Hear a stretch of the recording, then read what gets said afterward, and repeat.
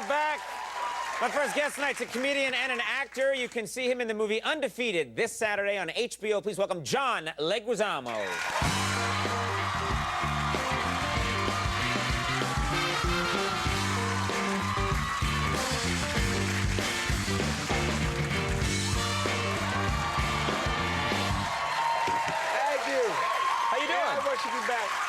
What are you yelling at them?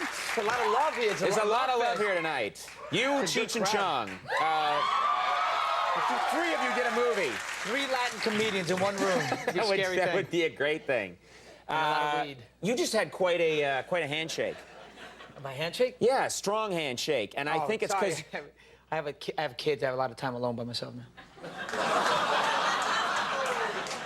I will not tolerate that kind of humor.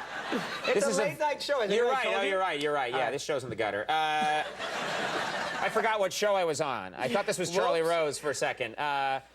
Undefeated. This movie. It's a boxing movie, and you got into serious shape. The best shape of my life ever. Like how? But I mean, you went insane for this. I mean, tell us what you were doing. 8-pack. I went down. 8-pack is not possible. 8-pack. I had 8-pack. It's not here anymore. Sorry.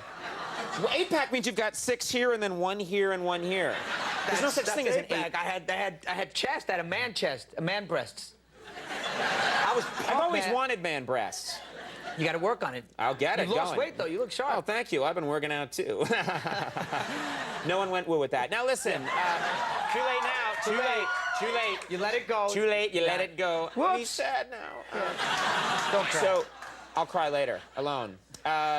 You get it. You get an 8-pack going. I had an 8-pack, man. I went from 160 to 147. No body fat, muscles.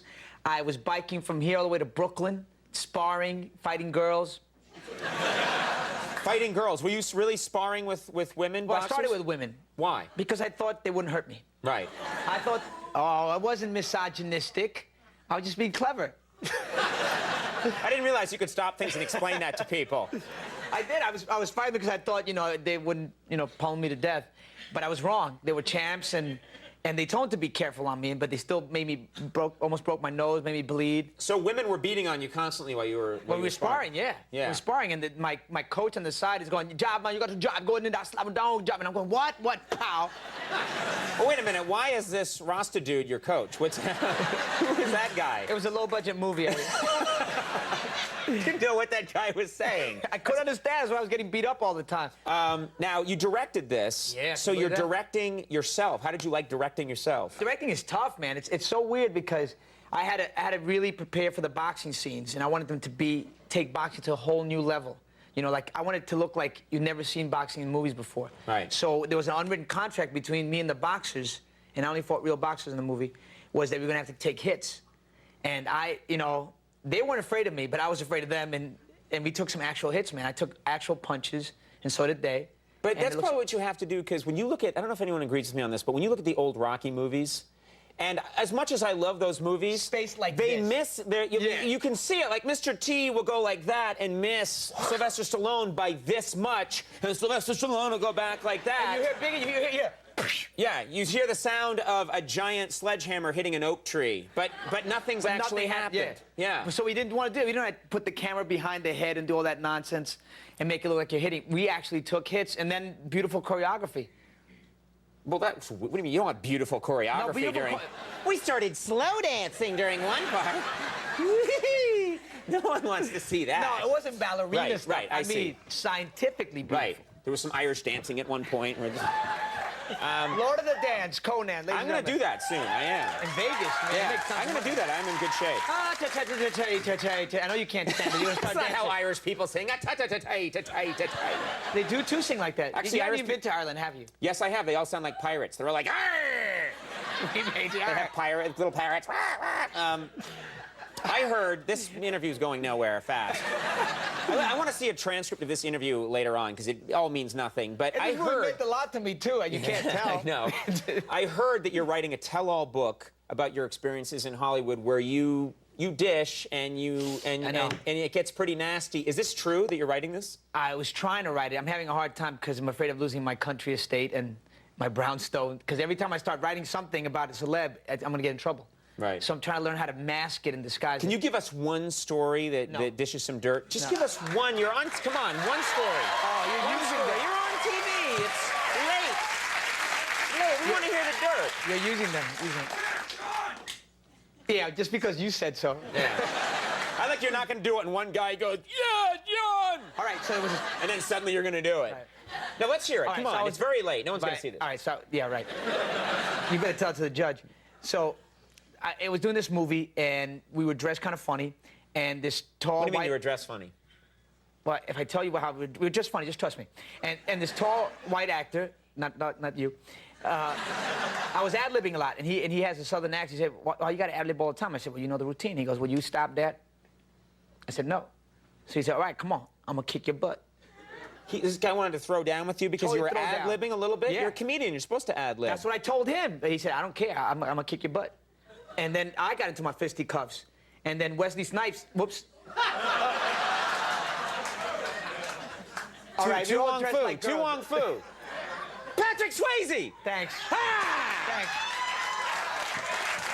Liable Street. There goes my children's college fund. Oh, what's he gonna do?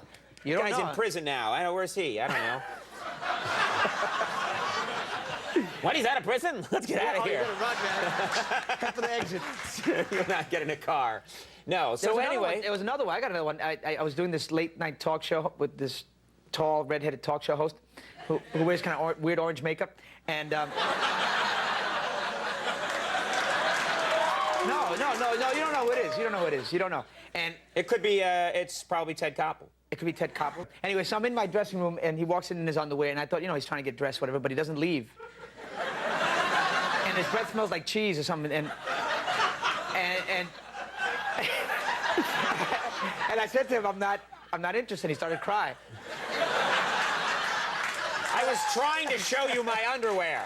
I'm proud of that underwear, and I wanted you to see it. And I turned down the light so you could see it better. It glows in the dark. Glow in the dark. Yeah. I'm not going to tell you who it is. That's a cologne, by the way. That's not my breath. Yeah. It's very attractive. Parmesan. It's brie, yeah. Brie. Toasted brie. Well, that's more expensive. Of course it is. We You have to cook it. We have a clip here from Undefeated, and we're so over. Do they care? Yes, at this point. They want to see this. Anything we need to know for this? This is the beginning of this character's, my character Lex Vargas, named after Lexington Avenue. Lexington Vargas. Yes, it's true. This is the beginning of his career when he gets into his first professional fight. And it's his first big fight. And a lot of boxers feel a lot of mixed emotions on their first fight. And so this is what this is about. Let's take a look at this clip from Undefeated. What are you doing out there? Enough of mambo lessons. I can't. Get it over with and take a head off. Be quiet. He looks like one of my cousins from Puerto Rico, man. Well, I got news for you. The whole welterweight division looks like your cousin from Puerto Rico. Shut up. Look at me. Look, I'm over here. I'm over here, Yeah, okay? yeah. Stay focused. You're doing everything fine. Just pace yourself, okay? Look at me. Pace yourself, all right? Stay off the ropes. You want to be a champion, you want to walk.